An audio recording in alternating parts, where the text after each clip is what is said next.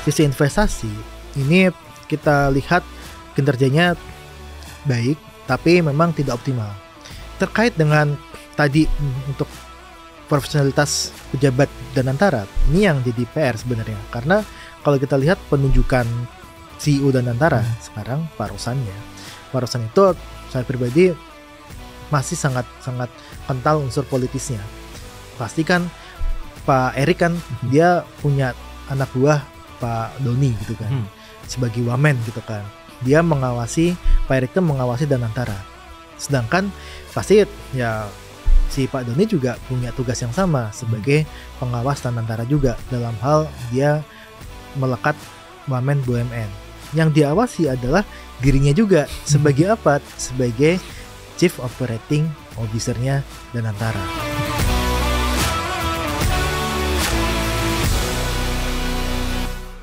Halo Smart Viewers, selamat datang di Good Talk di Binus TV sebagai digital content creator kampus pertama di Indonesia. Smart Viewers, kita kan baru aja denger nih peresmian dari Badan Pengelola Investasi Danantara. Nah, dengan peresmian ini juga menuai pro dan kontra juga di masyarakat tentunya. Maka dari itu kita bakal ngebahas lebih lanjut, sebenarnya Danantara ini apa sih?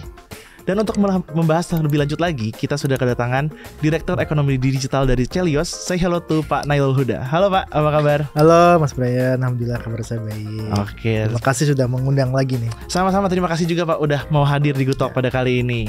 Nah, Pak, sebelum kita mulai lebih lanjut dan membahas Danantara lebih lanjut lagi, saya pengen nanya deh, apa sih Danantara itu?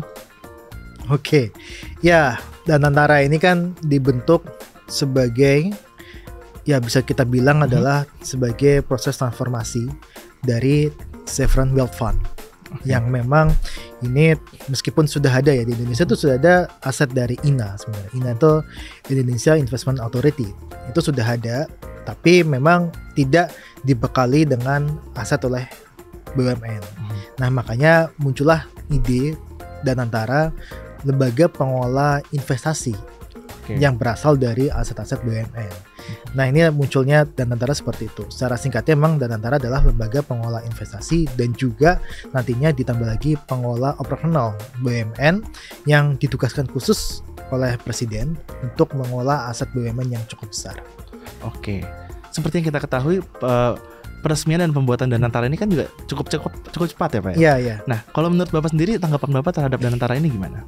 Ya, sebenarnya gini, kalau kita tarik mundur itu di tahun 2020-an, 2021, itu sudah ada muncul wacana mengenai Badan Pengelola BUMN. Oke. Nah, tapi memang mentok di DPR bahwa ada kekhawatiran super body di BUMN dan sebagainya yang akhirnya itu mentok di DPR, tidak disahkan. Nah, baru tahun 2025 ketika Prabowo itu menjabat, ini muncullah ide lagi mengenai Danantara. Dan kita pun melihat di beberapa waktu sebelum pelantikan, isu Danantara juga sudah muncul. Dengan saat itu yang ditunjuk adalah Pak Mulyaman Hadad sebagai CEO Danantara. Nah, makanya Danantara ini sebenarnya bukan proses yang cepat, tapi memang kalau kita lihat semenjak ini dimunculkan ya di awal tahun 2025 sebagai revisi BUMN, memang pembahasannya sangat cepat sekali. Dari yang tadinya ditolak di tahun 2023, di tahun 2025 dimulai, hanya 1 bulan itu sudah disahkan dan sudah keluar PP-nya. Ini yang menarik. Karena apa? Karena kita lihat sebenarnya ada yang berbeda dari revisi Undang-Undang BUMN yang disodorkan di tahun 2023 kemarin dengan yang tahun 2025. Nah, tidak melalui proses yang sempurna kalau saya bilang, bahwa Danantara ini muncul dari sesuatu yang sangat cepat sekali, sangat instan sekali.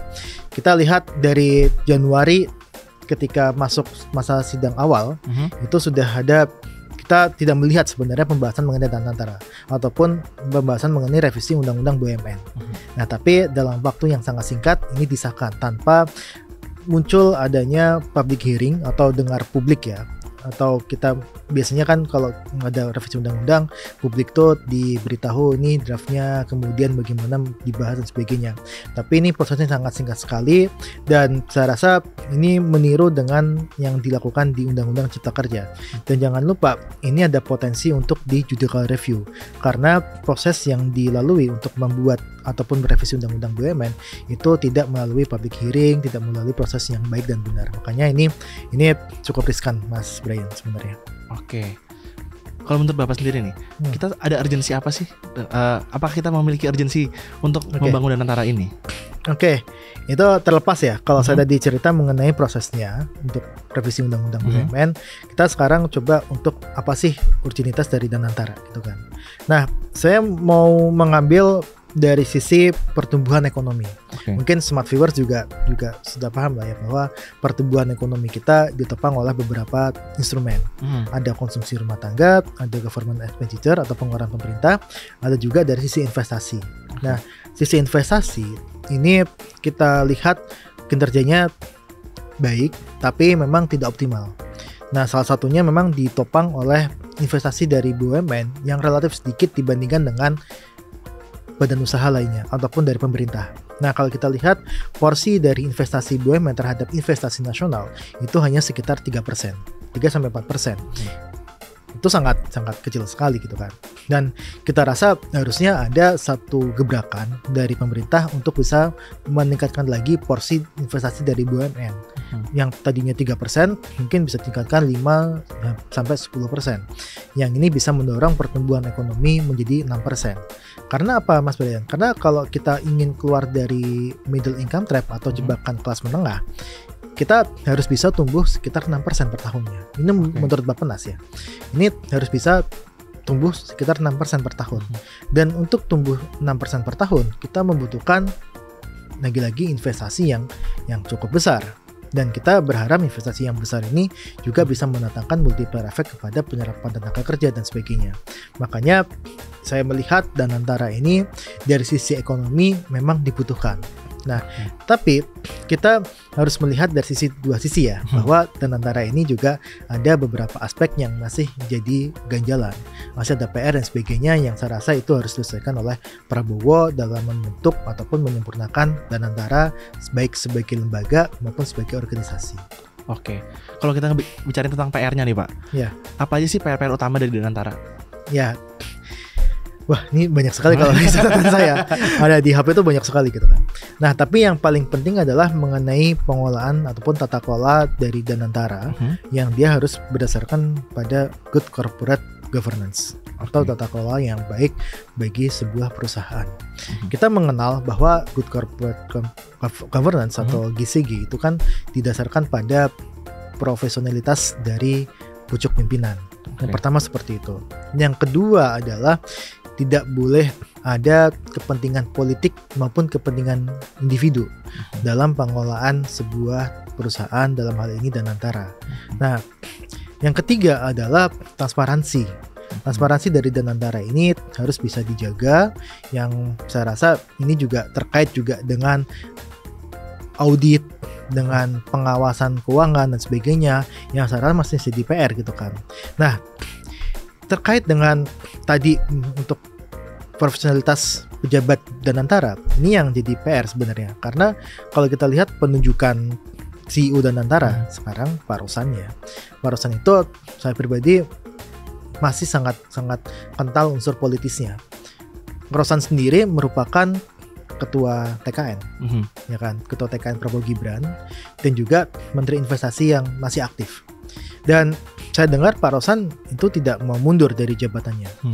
Nah, ini yang saya sangat sayangkan gitu kan. Bagaimana bisa sebuah regulator itu juga memimpin sebuah badan usaha yang dia disebut operator. Kalau kita belajar mengenai ilmu organisasi, itu ada prinsipal agen teori. Prinsipal itu apa sih? Prinsipal itu dia pemilik aset. Agen itu apa? Agen itu yang dia mengelola ataupun operasional dari sisi aset tersebut. Dalam hal ini yang memiliki aset itu siapa? Pemerintah, Kementerian BUMN. Agennya siapa? Danantara gitu kan. Tapi kalau kita lihat strukturnya, di mana ada menteri aktif itu menjadi CEO, terus kemudian ada menteri BUMN jadi dewan pengawas, ada wamen BUMN menjadi COO gitu kan, Chief Operational Officer gitu kan. Ini yang jadi masalah terhadap bagaimana sih pengaturan di Danantara kelak gitu kan. Bahwa ada pasti kan Pak Erik kan dia punya anak buah Pak Doni gitu kan, sebagai wamen gitu kan. Dia mengawasi, Pak Erik itu mengawasi Danantara. Sedangkan pasti ya si Pak Doni juga punya tugas yang sama sebagai pengawas Danantara juga, dalam hal dia melekat wamen BUMN. Yang diawasi adalah dirinya juga sebagai apa? Sebagai Chief Operating Officer-nya Danantara. Jadi ini satu yang menurut saya bulat gitu kan, dan juga riskan konflik kepentingan gitu kan. Dia mengawasi diri sendiri. Belum lagi kalau kita bicara mengenai Pak Rosan yang mengurusi investasi, sedangkan Danantara juga punya kepentingan soal investasi juga.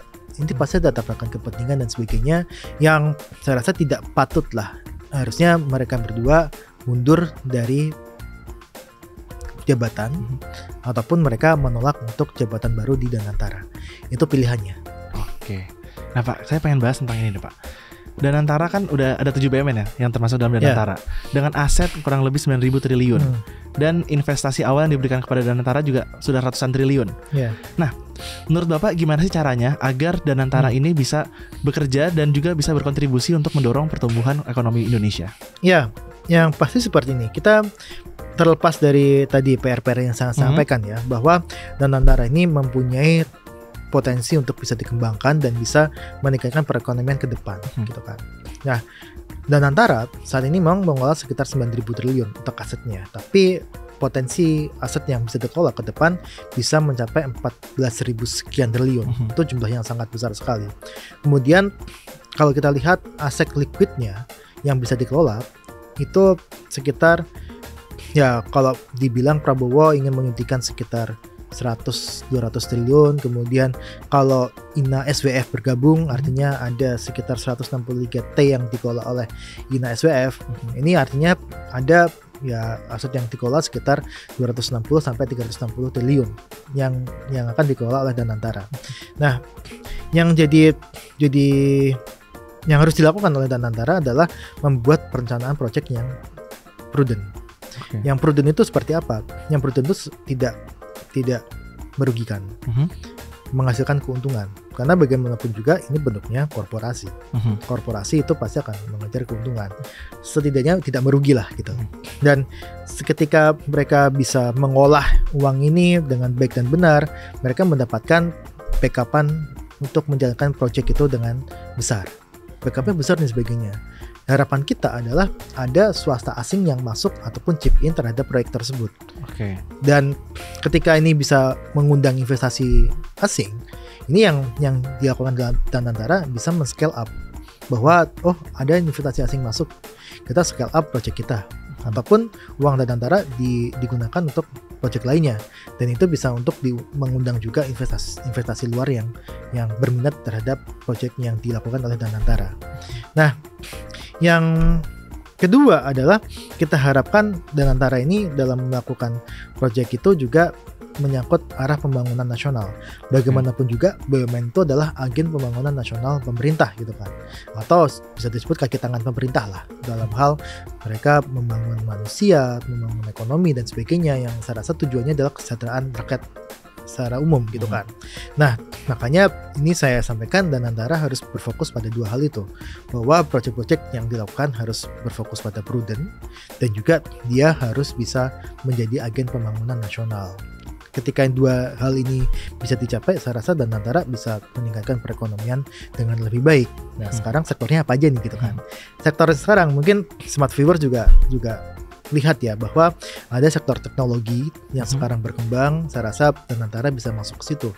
Seperti Temasek lah. Temasek kan juga banyak berinvestasi di sektor teknologi gitu kan. Danantara harusnya juga bisa melakukan hal yang serupa. Dan jangan lupa ada transfer teknologi, transfer knowledge yang memang ini diharapkan terjadi ketika investasi Danantara menyangkut ataupun ya dia diinvestasikan di sektor-sektor yang berhubungan dengan teknologi. Yang kedua adalah sektor yang berhubungan dengan renewable energy. Nah ini terkait dengan keberlanjutan. Kita kan nggak ingin kan Danantara ini ke batu bara dan sebagainya, yang itu kan pasti diprotes sama anak-anak NGO lingkungan gitu kan. Nah makanya kita harapkan Danantara ada sustainability dan juga memikirkan tren yang ada sekarang seperti apa. Oke. Nah Pak, tapi kan setelah diresmikan Danantara ini kan ada juga nih yang membuat pro kontra di masyarakat. Yeah. Dengan Danantara ini tidak bisa diperiksa dan juga diproses oleh BPK dan KPK. Nah itu kenapa Pak?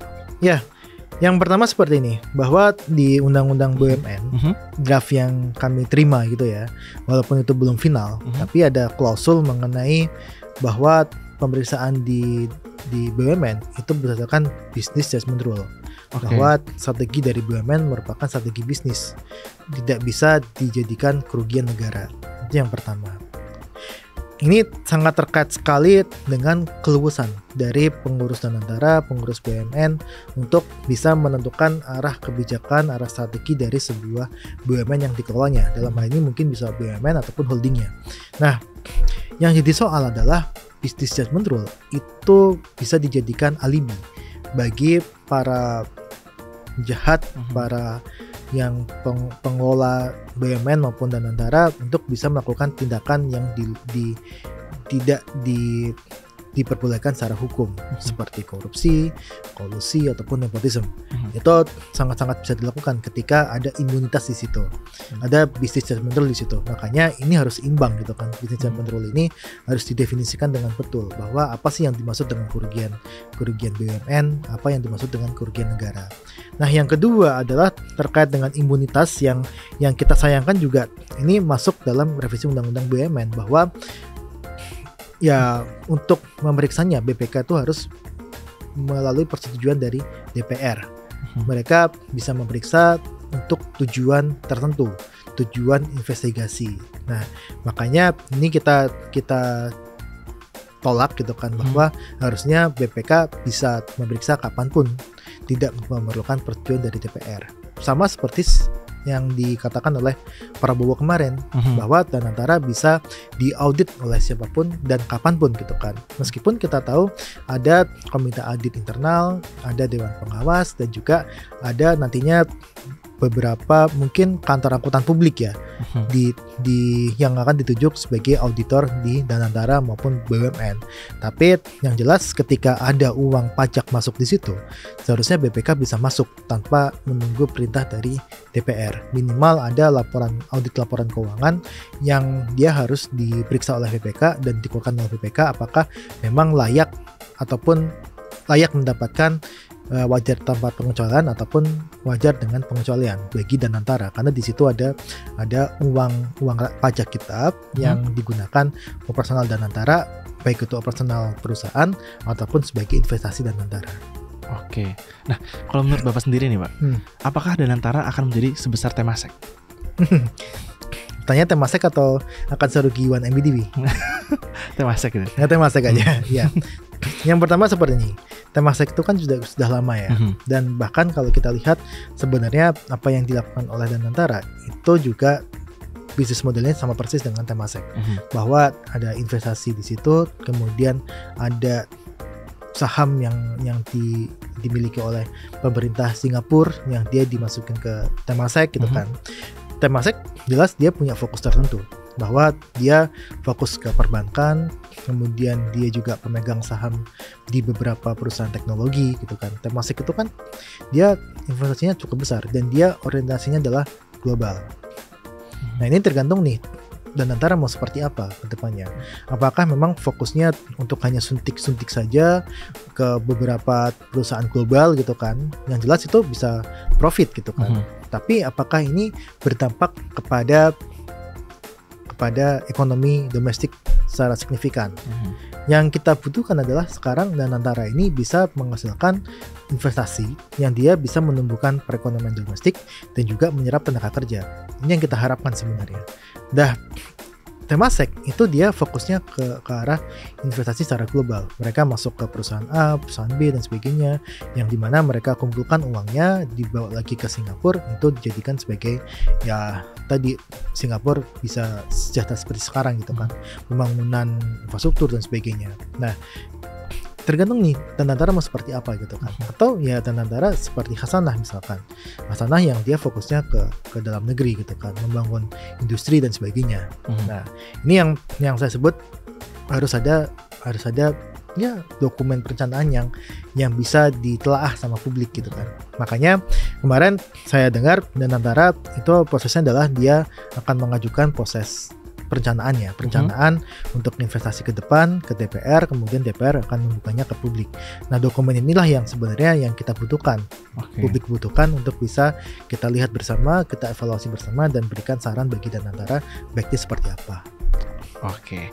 Nah Pak, untuk menutup nih Pak, apa harapan Bapak untuk Danantara ke depannya? Ya, yang pasti kita banyak berharap ya dari Danantara itu, Danantara ini bisa meningkatkan perekonomian. Kalau saya sebut sebenarnya Danantara bisa menjadi dua hal. Problem solver, tadi masalah investasi BUMN yang sangat minim, atau problem maker, bahwa investasi yang dikelola Danantara itu tidak bisa menghasilkan. Nah, kita berharap pasti problem solver dong, bahwa ada problem di Indonesia, tenaga kerja yang tidak terserap, ekonomi yang tumbuh 5% doang gitu kan. Ini berharap Danantara bisa mengatasi masalah-masalah itu.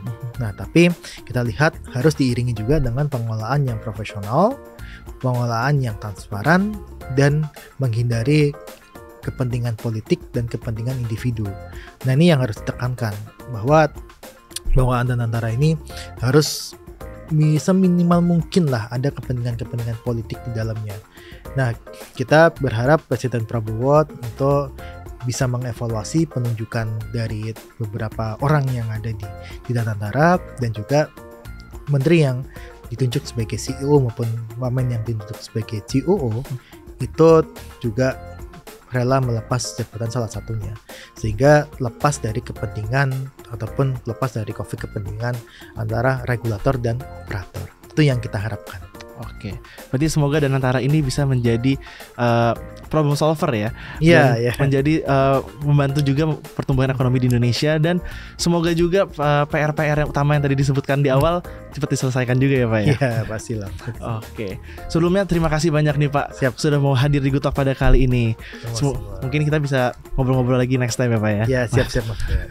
Dan untuk Smart Viewers, itu dia obrolan kita bersama dengan Pak Nailul Huda selaku Direktur Ekonomi Digital dari Celios. Dan semoga kalian juga bisa udah tahu nih Danantara itu apa sih, dan fungsinya itu apa, dan apa aja PR-PR dari Danantara. Nah, untuk kalian semua yang masih punya pertanyaan ataupun pendapat, boleh langsung aja komen di kolom komentar di bawah ini. Dan jangan lupa juga untuk like dan subscribe YouTube channelnya Binus TV. See you on the next episode of Good Talk, and bye-bye.